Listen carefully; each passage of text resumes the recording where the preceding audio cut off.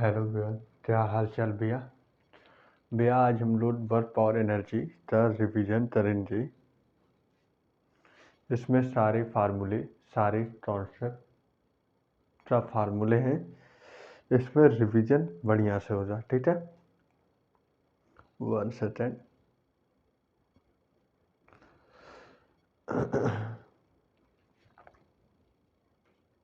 एक मिनट हो जाए बच्चा, वायर फंसा हुआ है ना।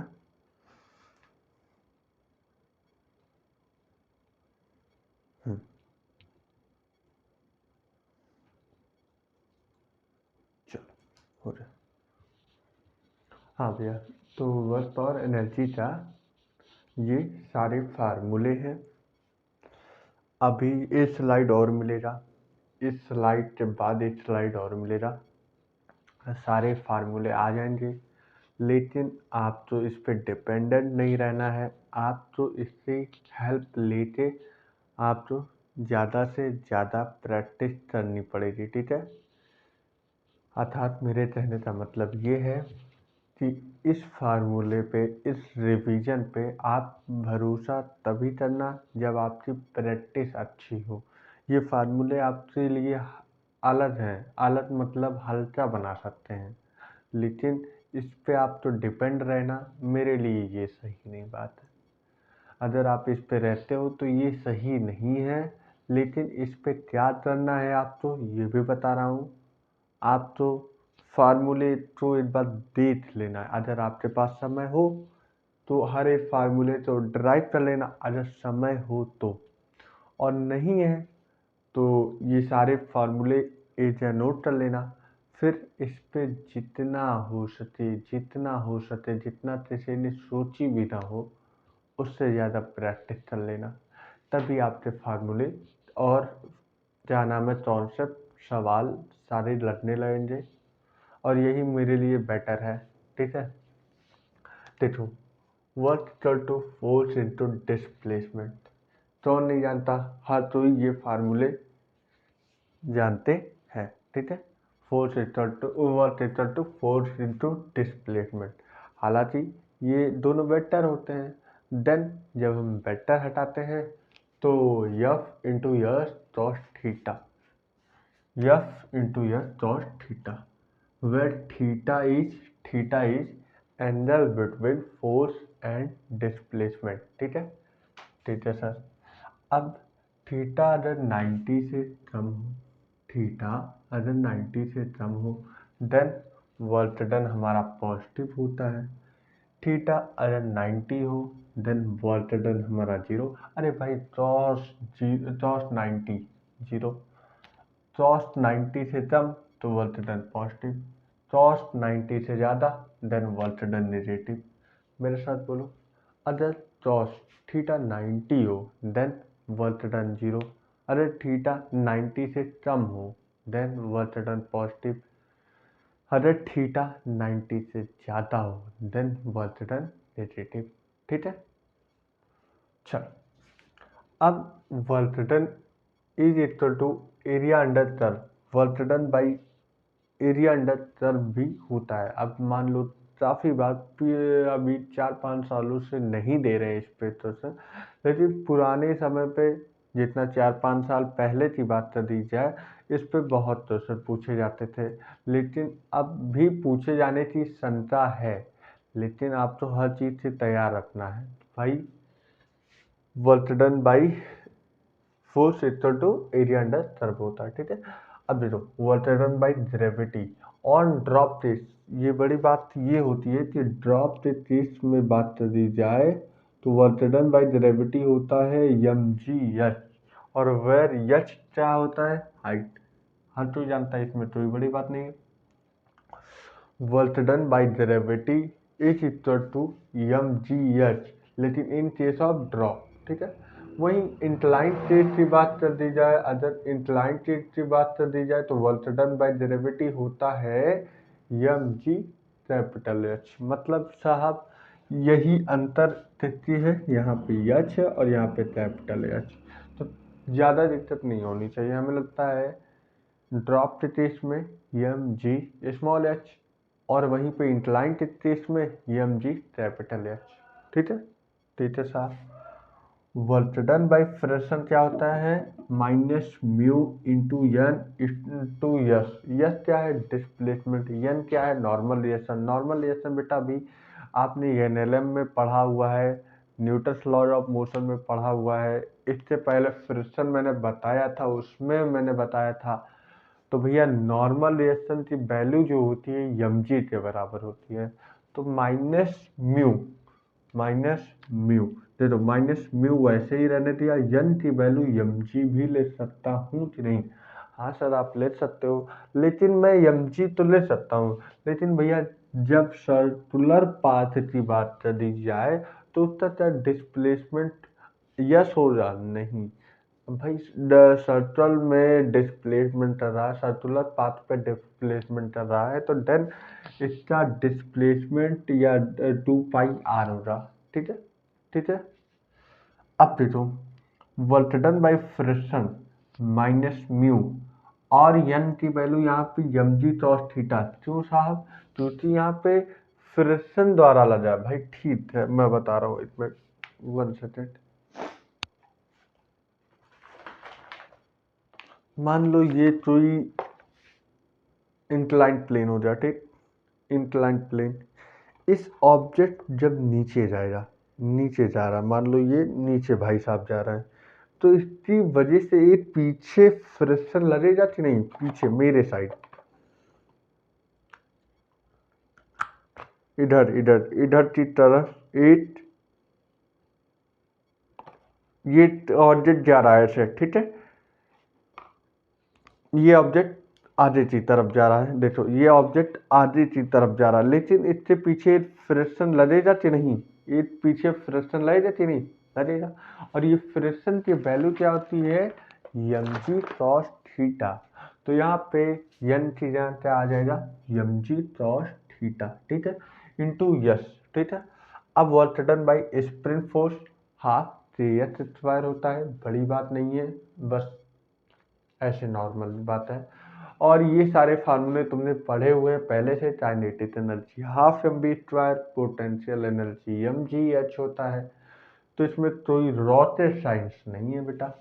मोमेंटम जिसे पी से डिनोट करते हैं, जिसका फार्मूला होता है एम इंटू वी। वी कहाँ होता है? वी वेलोसिटी होता है। वी वेलोसिटी होता है तो वी वेक्टर क्वांटिटी होता है, इसलिए ऑल ओवर मोमेंटम जो होता है वो वेक्टर होता है। फिर उसके बाद चले जाए रिलेशन बिटवीन काइनेटिक एनर्जी और मोमेंटम। तो इसका रिलेशन क्या है और एक बार दोबारा बता देते हैं। दोबारा मतलब पहली बार बताने जा रहा हूँ।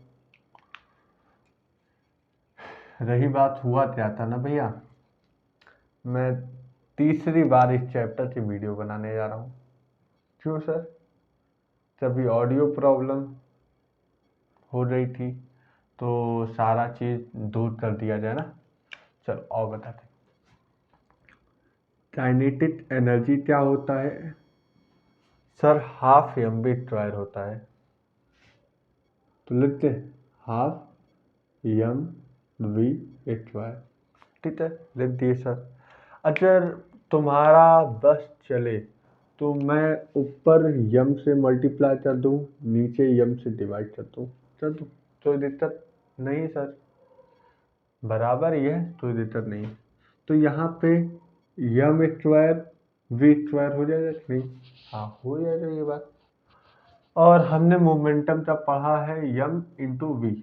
ठीक है, यम इंटू वी, तो हम एक बार मोमेंटम लेते हैं। यहाँ पे यम स्क्वायर और वी स्क्वायर है, तो यहाँ पे क्या पी स्क्वायर लिख सकते हैं? हाँ सर लिख सकते हो। और यहाँ पे 2 बचा और इंटू यम, तो P square into 2, P square by 2m हो जाएगा इसका formula. Are you getting my point? Are you getting my point? M square V square, जिसे हम पी स्क्वायर लिख सकते हैं अपॉन 2m। ठीक है। अगर दो पार्टिकल हो, उसका मोमेंटम सेम हो जाए, देन उसका काइनेटिक एनर्जी भी सेम होता है। ठीक है, ठीक है भैया, ठीक है। अब देखो, अगर पोटेंशियल एनर्जी सेम हो जाए, क्या मैंने बोला? If potential energy are same, then ratio of kinetic energy is equal to m2 by m1। अगर आपके पास समय हो, मैं तो हमेशा बोला हूँ, समय हो तो सॉल्व कर लेना, देख लेना कैसे क्या आ रहा है, लेकिन अगर समय ना हो तो इस पे प्रैक्टिस कर लेना। इस पे भी नीट कई बार प्रश्न पूछा है जल्दी में, ये भी बात है, ठीक है। अगर वहीं पे काइनेटिक एनर्जी भैया सेम हो जाए, देन पोटेंशियल एनर्जी का रेशियो क्या हो जाएगा, under root m1 by m2, under root m1 by m2। तो इधर साइन तो नहीं होनी चाहिए। अब देखो ये फार्मूले कहाँ से आए हम बताते हैं, जरा 2 मिनट समय देना।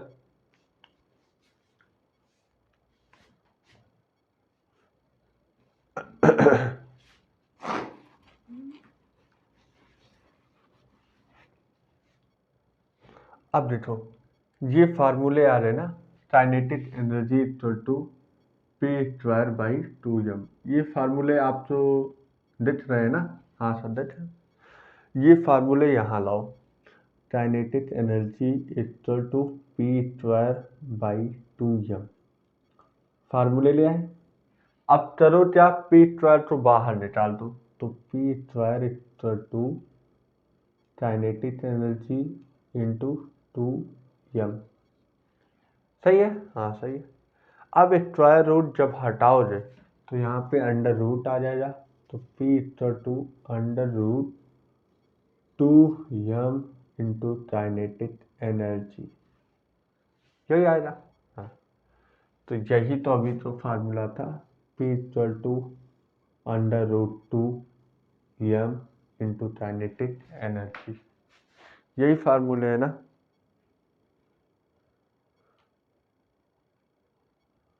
वन सेकेंड, आ नहीं रहा होगा।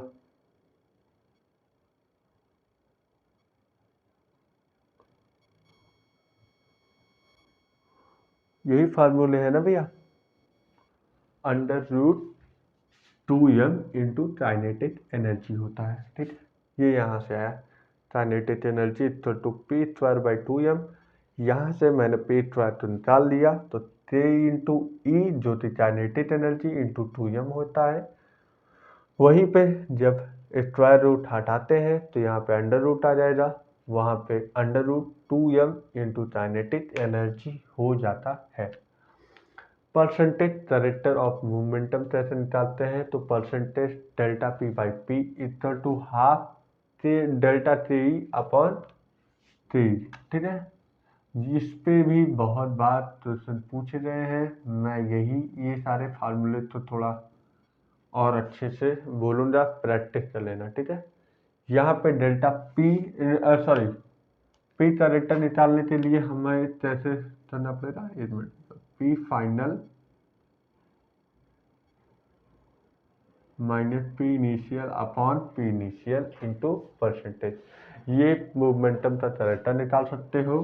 और ये फार्मूले हर जगह वैलिड है। Work done by all forces equal to change in kinetic energy, सभी जगह वैलिड है, ठीक है। अब देखो ऑल फोर्सेस में सर कैसे कैसे फोर्स आ सकते हैं, कंजर्वेटिव, नॉन कंजर्वेटिव,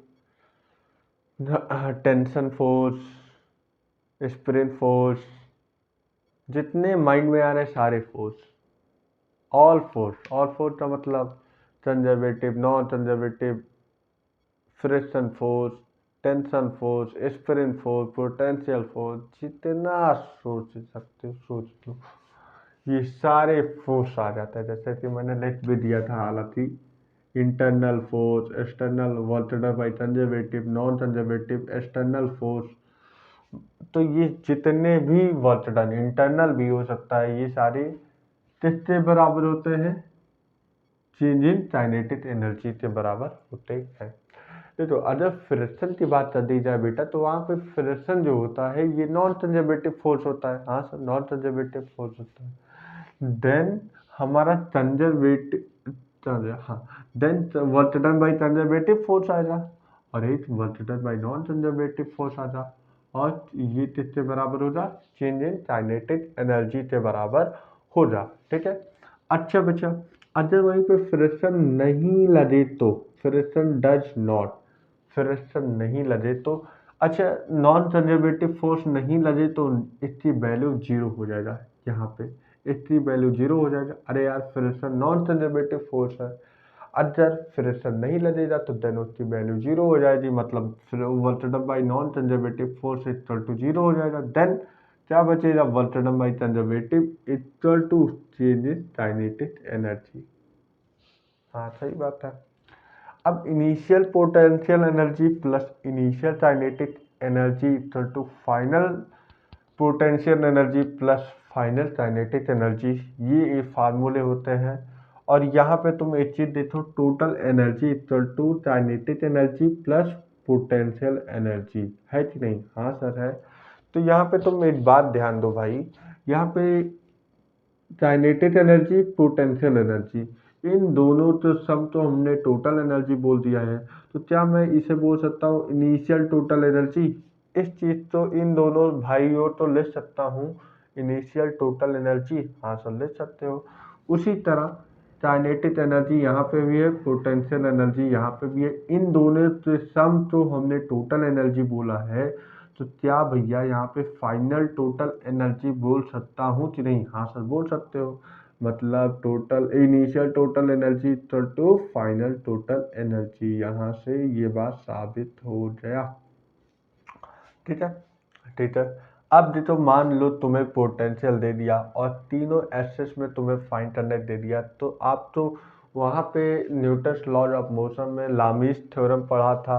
यहाँ पे force conservative force equal to d u by d s i tap, d u by d y j tap, d u by d z j tap, ये फार्मूले लगा देने हैं। लेकिन जब लगाना है यहाँ पे यस की वैल्यू जब लिखना, तो वाई और जेड तो कांस्टेंट ले लेना है।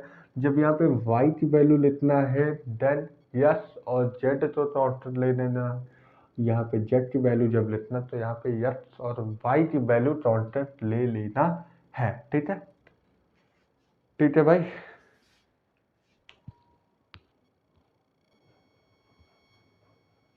तो भैया दूसरी स्लाइड आ गई।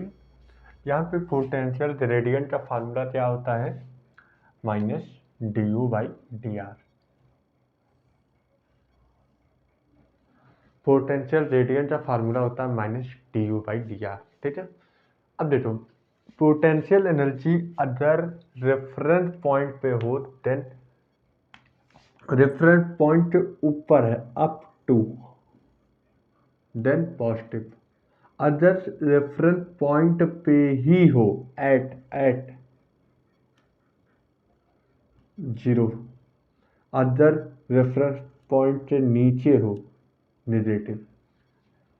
अगर पोटेंशियल एनर्जी रेफरेंस पॉइंट के ऊपर है देन पॉजिटिव, रेफरेंस पॉइंट पे ही है जीरो, रेफरेंस पॉइंट के नीचे नेगेटिव। ठीक। पावर होता है एफ डॉट वी वेक्टर। ठीक। जब वेक्टर की साइन हटाते तो F V dot theta. Average power का फार्मूला क्या होता है, P dot D T, integration of P dot D T upon D T. और एक पावर का फार्मूला क्या होता है, काइनेटिक एनर्जी अपॉन टाइम। ठीक, ये भी होता है। अगर थीटा जीरो कर दिया जाए देन पावर हमें वैल्यू क्या मिलेगी, अरे यार ये भी कॉस थीटा, थीटा की वैल्यू अगर मैं जीरो कर देता हूँ तो कॉस जीरो वैल्यू 1, मतलब पावर एफ इंटू वी आ जाएगा। यहाँ पे पावर मैक्सिमम मिलता है। थीटा 90 कर दो तो यहाँ पे सारे वैल्यू जीरो हो जाएंगे, तो मतलब यहाँ पे पावर हमें जीरो मिलेगी। और थीटा 180 कर दिया जाए तो देन यहाँ पे थीटा 180 कर दिया जाए देन हमें वैल्यू जो मिलेगा वो नेगेटिव में मिलेगा। तो ये जब भी मतलब थीटा जीरो पे हमारा पावर मैक्सिमम होता है, थीटा 180 पे हमारा पावर नेगेटिव होता है मतलब मिनिमम होता है, और थीटा 90 पे जीरो होता है। ठीक। ठीक है। Percentage character of power mgh into T. भाई साहब इस पे तो भाई लगातार पूछा गया है, 2 बार 3 बार सवाल रिपीटेड हुए हैं इस पे। 8.1 वाला जो ये आंसर था, वहाँ पे इलेक्ट्रिक वाला था ना, इलेक्ट्रिक मोटर, उसमें कितना पंप किया जाता है, तो वो इसी का क्वेश्चन था। 2-3 बार repeated question same to same पूछा गया है। अब सोच लो इस फार्मूले का कितना इम्पोर्टेंस हो सकता है। तो भैया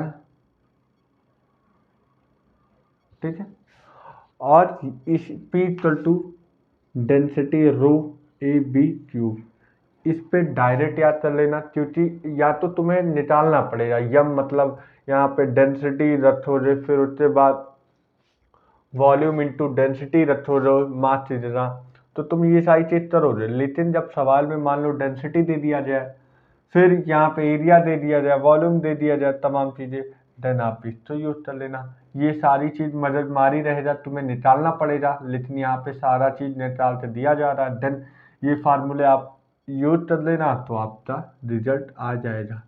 ये तो मैंने बता ही दिया, power equal to kinetic energy by time भी होता है।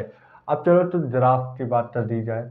काइनेटिक एनर्जी और वर्सेस मोमेंटम है, पावर नहीं है भैया, मोमेंटम है। तो यहाँ पे काइनेटिक एनर्जी का फार्मूला हमने क्या पढ़ा, हाफ एम बी स्क्वायर ही पढ़ा। तो यहाँ पे हमें क्या मालूम पड़ा, मोमेंटम। और दूसरा फार्मूला क्या पढ़ा, kinetic energy equal to P square by 2m। ठीक है, तो काइनेटिक एनर्जी और मोमेंटम का मतलब पी स्क्वायर है, तो यहाँ पे इन्वर्सली है, तो यहाँ पे ये ग्राफ मिलेगा। और वहीं पे काइनेटिक एनर्जी और पी स्क्वायर मतलब ये डायरेक्टली प्रोपोर्शनल है, तो यहाँ पे जो ग्राफ मिलेगा स्ट्रेट लाइन। काइनेटिक एनर्जी और मास के बीच में, मतलब काइनेटिक एनर्जी और मास डायरेक्टली प्रोपोर्शनल है, यहाँ पे kinetic energy directly proportional to mass, then हमें ग्राफ मिलता है स्ट्रेट लाइन। लेकिन यहाँ पे तुम्हें एक चीज कांस्टेंट रखना है, जो होगा वेलोसिटी कांस्टेंट आएगा तब। अब यहाँ पे काइनेटिक एनर्जी और मास में रिलेशन पैराबोलिक। सर आप कहीं ना कहीं गलत तो नहीं कर रहे हो? अरे सर काइनेटिक एनर्जी यहाँ पे भी है, यहाँ पे भी है, मास यहाँ पे भी है, यहाँ पे भी है। एक बार बता रहे हो स्ट्रेट लाइन, एक बार बता रहे हो पैराबोलिक। अरे सर पागल है क्या? कैसे? मुझे नहीं पढ़ना। अरे भाई रुक जा, देख तो ले। देख, काइनेटिक एनर्जी यहाँ से हमें डायरेक्टली प्रोपोर्शनल टू यम आया, ठीक। लेकिन अगर तुम इस फार्मूले पे गौर करो, तो यहाँ पे यार यम जो है इन्वर्सली प्रोपोर्शनल है कि डायरेक्टली?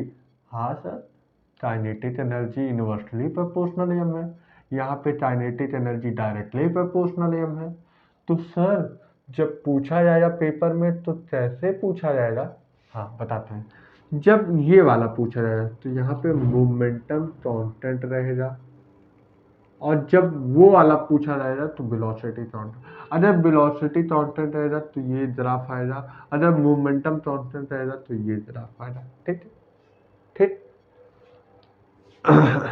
यहाँ पे 1/p और √m का ग्राफ पैराबोलिक आएगा, और p और √m ये कहाँ से फार्मूले आए बता रहा हूँ। p equal to √2m into के। अभी यही पढ़े थे ना थोड़ी देर, यहाँ पे बताया था ना, ये वही वाला फार्मूला है। यहाँ पे p is directly proportional to √ke ना, सॉरी √m, या √m देख लो, p directly proportional to √m। तो p is directly proportional to √m, तो स्ट्रेट लाइन, और वहीं पे 1/p कर दो, तो यहाँ पे 1/p मतलब 1/√m, मतलब ये भी हमारा पैराबोलिक आ जाएगा। तो ये सारे ग्राफ थे, आए हुए भी हैं और चांसेस भी है कि आए। ठीक है, अब देखो यहाँ पे तो केसेस की बात कर दी जाए, मान लो एक स्ट्रेन लटका हुआ है और स्ट्रेन ऑसिलेट कर रहा है, ऑसिलेट करने पे लास्ट पे इन्होंने कितना टेंशन किया, मतलब कितना वर्क किया, तो इस पे हम जरा गौर करते हैं। T equal to mv²/L plus mg cos theta. अगर आपको चढ़ना हो तो यहाँ पे नीचे mg लगता है, सेंट्रीफ्यूगल फोर्स लगता है mv²/L, और यहाँ पे टी cos थीटा और यहाँ पे टी sin थीटा लग जाता है, तो उसे हमें ज़रूरत नहीं है sin थीटा की। देन हमारा ये फार्मूला निकल के आ जाता है। यहाँ पे एक बाउल होता है, बाउल में अगर कोई बॉल डालो तो ये नीचे ऑसिलेट करके आता है, तो इसमें कितना वेलोसिटी होती है। तो अगर तुम्हें मोशन इन स्ट्रेट लाइन में अगर याद हो, वहाँ पे भी वेलोसिटी का फार्मूला होता है ड्रॉप के केस में √2gh, लेकिन यहाँ पे √2gr, या तुम बोल सकते हो √2gl, ठीक है, अगर लेंथ यल ले लिया जाए। और लास्ट में हमें लगता है टेबल चेन प्रॉब्लम है, इसका मास m है, लेंथ l है, तो उसका आधा लेंथ l/2 हो जाएगा, मास m/2 हो जाएगा। देन हमें क्या फार्मूला है, mg l/2, तो देन हमारा फार्मूला बनते आ जाएगा mg l/2। तो भैया यहाँ पे मैंने वर्क की बात की, एनर्जी की बात की, पावर की बात की, और पावर के अलग अलग केसों पे बात किया, ग्राफ की बात किया, सब कुछ की बात कर दिया भाई। तो भाई ये चैप्टर का मैंने रिवीजन दे दिया है। तो भाई अब आपको इसका बेनिफिट उठाना है, प्रैक्टिस करना है, जितना ज़्यादा प्रैक्टिस कर पाना है उतना कर लेना है, और ये चैप्टर को भी मजबूत बना लेना है यार, है कि नहीं? हाँ सर, है। तो भाई चलो अब करते हैं समाप्त, ठीक है।